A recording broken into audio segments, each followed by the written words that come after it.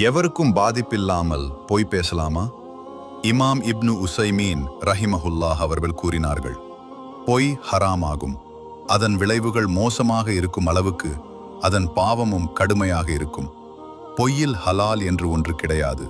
பொய் என்பது கருப்பு வெள்ளை என்ற இரண்டு வகை என்றும், அவற்றில் ஹராமானது கருப்பு பொய்யே என்றும், ஹலாலானது வெள்ளை பொய் என்றும் சில பொதுமக்கள் வாதிடுவதற்கான பதில் யாதெனில், அனைத்து பொய்களும் கருப்பானவையே.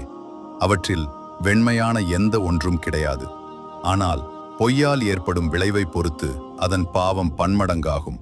அதன் மூலம் ஒரு முஸ்லிமின் சொத்து தவறான முறையில் உண்ணப்படுமாக இருந்தால், அல்லது ஒரு முஸ்லிம் ஏமாற்றப்படுவானாக இருந்தால், அது கடுமையான பாவமாக இருக்கும். அதன் மூலம் எந்த ஒரு பாதிப்பும் ஏற்படவில்லை என்றால், அதன் பாவத்தின் தன்மை ஒப்பீட்டு அளவில் குறைவாக இருக்கும். ஆனாலும் அதுவும் ஹராமானதாகும்.